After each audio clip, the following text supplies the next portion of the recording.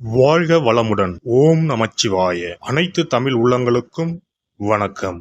2025ஆம் ஆண்டு மார்ச் மாதம் நடைபெறவுள்ள சனி பெயர்ச்சியால் எந்தெந்த ராசிக்காரர்களுக்கு ஏழரை சனி, அஷ்டம சனி, கண்டக சனி, அர்த்தாஷ்டம சனி நடைபெறப் போகிறது. இதனால் மேசம் முதல் மீனம் வரை 12 ராசிகளுக்கு 2025இல் எப்படி இருக்கும் என்பதனை பற்றி விரிவாக காண்போம். நீண்ட நாட்களாக தனது கும்பராசியில் அமர்ந்திருந்த சனி பகவான் தற்போது கும்பராசியில் இருந்து வெளியேறி குரு பகவானின் ஆதிக்கத்தில் உள்ள மீனராசியில் பிரவேசிக்க உள்ளார். திருக்கணித பஞ்சாங்கத்தின்படி 2025ஆம் ஆண்டு மார்ச் மாதம் 29ஆம் தேதி இரவு 9:44 கும்பராசியில் உள்ள புரட்டாதி நட்சத்திரம் 3ஆம் பாதத்தில் இருந்து மீனராசியில் உள்ள புரட்டாதி நட்சத்திரம் 4ஆம் பாதத்திற்கு பெயர்ச்சியாக உள்ளார். முதலில் நாம் காண இருப்பது ஏழரை சனி.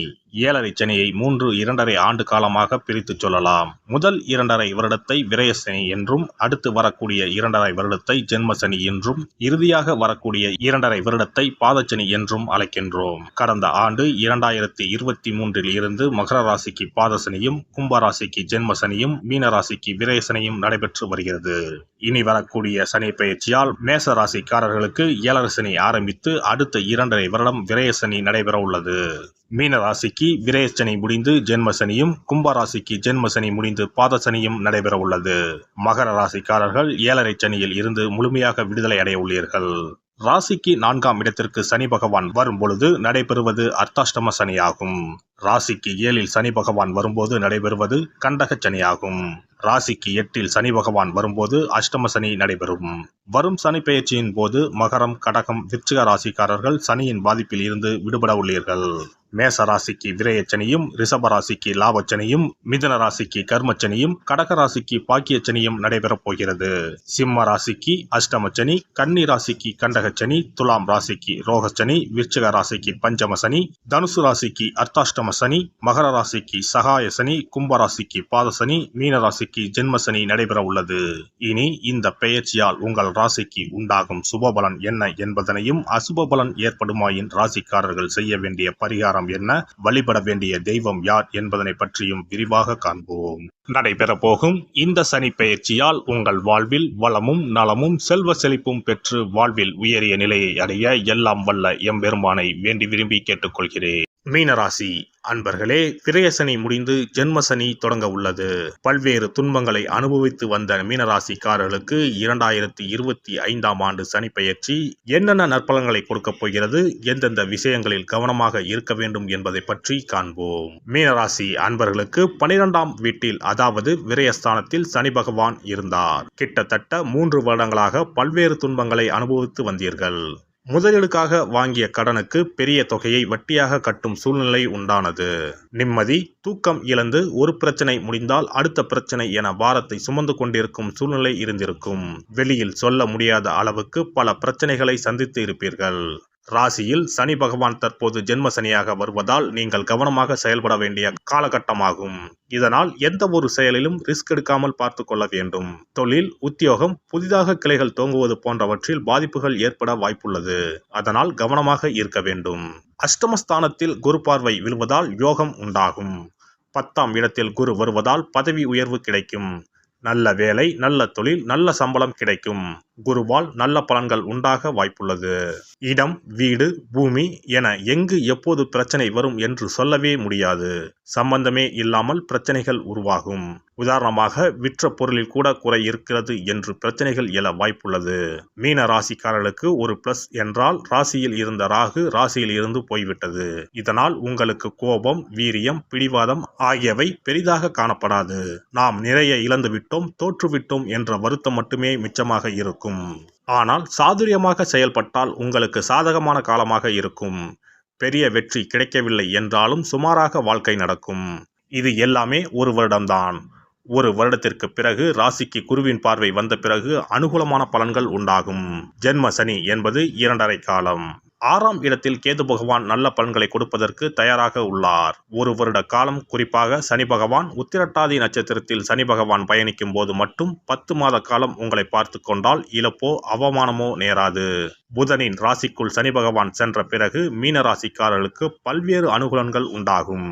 வருடத்தின் நடுவில் கூட குருவின் பார்வை வருவதால் சிலவிதமான முன்னேற்றங்கள் உண்டாகும். உங்களை இயக்கக்கூடிய நபர்கள் நல்ல நபர்களாக இருந்தால் நீங்கள் கரையை கலந்து விடலாம். லைஃப் பார்ட்னராக இருந்தாலும் வியாபார கூட்டாளிகளாக இருந்தாலும் அவர்கள் சொல்லக்கூடிய விஷயங்கள் சரியா தேவையா என யோசித்து அப்போதே வேண்டாம் என்று சொல்லாமல் பிளஸ் மைனஸ் என சொல்லி தேவையான விஷயங்களை மட்டும் எடுத்துக்கொள்ள வேண்டும். நிதித்துறையில் இருப்பவர்கள் அடுத்தவரிடம் பாஸ்வேர்ட் கொடுப்பது, யூசர் ஐடி கொடுப்பது போன்றவற்றில் கவனமாக இருக்க வேண்டும். மாணவர்களை பொறுத்தவரை கவனம் சிதறாமல் உங்களை பார்த்து கொள்ள வேண்டும். கேரியரை மாற்றலாம், வேறு பாதையில் செல்லலாம் போன்ற தவறான அறிவுரைகள் வரக்கூடிய காலகட்டம். தியானம் செய்வது நல்ல பலன்களை கொடுக்கும். நிதித்துறையில் இருப்பவர்கள் ஐடி துறையில் படிப்பவர்களுக்கு ஏர்முகம் உண்டாகும். பெண்களை பொறுத்தவரை குழந்தைகள் விஷயத்தில் கவனத்துடன் செயல்பட வேண்டும். பூர்வீகத்தில் இருந்து வரும் திருமண வரன்கள் ஜூன் ஜூலை மாதம் வரை சரியான விஷயமா என்பதை தேர்வு செய்வது அவசியம். 5ஆம் இடத்தில் செவ்வாய் இருப்பதும் 12ஆம் இடத்தில் ராகு இருப்பதும் ராகுவை செவ்வாய் அஷ்டம பார்வையாக பார்ப்பதால் இரவு நேரத்தில் குழம்பிக் கொள்ளாமல் உடல்நலத்தை பார்த்து கொள்ள வேண்டும். மீன ராசிக்காரர்களுக்கு ஜென்ம சனி என்பதால் வசதி வாய்ப்பு இருந்தால் நரசிம்மர் யாகம் அல்லது ரிக்வேத யாகம் அல்லது சுதர்சன யாகம் செய்து கொள்வது நல்லது. வசதி இல்லை என்றால் தொடர் நரசிம்மர் வழிபாடு, நல தீர்த்தத்தில் நீராடி சனி பகவானுக்கு பிரீத்தி செய்து மாற்றுத்திறனாளிகளுக்கு அன்னதான உதவிகள் செய்வது நல்ல பலன்களை கொடுக்கும். சிறப்பு பரிகாரம். நவ கிரகங்களில் சனி பகவான் நீதி தவறாதவர். அவரவர் கர்ம வினைகளுக்கு உரிய பலனை தவறாமல் வழங்குபவர். பொதுவாக சனி பெயர்ச்சி என்றாலே எல்லோரும் பயப்படுவார்கள். அப்படி பயப்பட வேண்டிய அவசியமே இல்லை. சனி பகவானால் பாதிப்புகள் ஏற்படும் பட்சத்தில் பாதிப்பில் இருந்து விடுபட பல எளிய பரிகாரங்கள் உள்ளன. ஒரு கைப்பிடி பச்சரிசியை எடுத்துக்கொண்டு அதை நன்றாக பொடி செய்து கொள்ள வேண்டும். பிறகு சூரியனை வழிபட வேண்டும். சூரியனை வழிபட்ட பிறகு குளக்கரையிலோ மரத்தின் அடியிலோ உள்ள விநாயகரை 3 முறை வலம் வந்து வழிபட்டு விட்டு பொடி செய்த பச்சரிசி மாவை தரையில் போட வேண்டும். அப்படி போடும் மாவை எறும்புகள் எடுத்துச் செல்லும். குறிப்பாக வன்னி மரத்தின் அடியில் இருக்கும் விநாயகரை வலம் வருவது மிகவும் விசேஷம். இந்த பரிகாரத்தை எப்போதுமே தொடர்ந்து செய்வது மிகவும் நல்லது. ஒருவருக்கு சனி தசை வந்துவிட்டால் அவருக்கு சந்தேக புத்தி வந்துவிடுகிறது. யார் சொல்வதையும் ஏற்றுக்கொள்ள மாட்டார்கள். குறிப்பாக அஷ்டமத்து சனி மிகவும் கஷ்டப்படுத்திவிடும். 7.5 சனியின் பாதிப்பை விடவும் அஷ்டமத்து சனி மிக அதிக பாதிப்பை ஏற்படுத்தும். அஷ்டம சனி நடப்பவர்கள் சனியினால் ஏற்படக்கூடிய பாதிப்புகளில் இருந்து விடுபட பின்கூறும் நியதிகளை கடைபிடித்தால் பாதிப்புகளின் தாக்கத்தில் இருந்து விடுபடலாம். சனி தசை நடக்கும்போது எந்த செயல் செய்தாலும் தாமதமாகும். அதற்காக கோபப்படக்கூடாது. பொறுமையாக இருக்க பழகிக்கொள்ள வேண்டும். தினமும் காகத்துக்கு எள் கலந்த சாதம் வைக்கவும். பிரதோஷ பூஜைகளில் பங்கேற்பது நல்லது. சனிக்கிழமை தோறும் சனி பகவானுக்கு இரும்பு அகல் விளக்கில் நல்லெண்ணெயில் தீபம் ஏற்றி வழிபடவும். கருங்குவளை மலர்களால் சனி பகவானுக்கு அர்ச்சனை செய்து வரலாம். வன்னி மர இலைகளை மாலைகளாக தொடுத்து சிவபெருமானுக்கு சனிக்கிழமை தோறும் சாற்றி வணங்கி வழிபடவும். சனிக்கிழமை அன்று அசைவ உணவு கண்டிப்பாக சாப்பிடக்கூடாது. சனிக்கிழமை தோறும் நல்லெண்ணெய் குளியல் செய்தால் கெடுதல் குறையும். விநாயகர் வழிபாடு செய்யலாம். அனுமன் வழிபாடு சனி பகவானின் தொல்லைகளை குறைக்கும். ஞாயிற்றுக்கிழமை மாலை ராகு கால வேளையில் கால பைரவரை வணங்கி வரலாம். தேய்பிறை அஷ்டமி நாளில் கால பைரவரை வணங்கி வருவது நன்மை தரும். ஏழை மாணவர்களின் படிப்பு செலவுக்கு உதவலாம். சனி பிரதோஷ வழிபாடு செய்வது சிறப்பு. அன்னதானத்துக்கு உதவி செய்யலாம். சித்தர்களின் பீடங்கள், ஜீவ சமாதி பீடங்களுக்கு சென்று வணங்கி வழிபடலாம். வன்னி மரத்தை சுற்றி வந்து வணங்க வேண்டும்.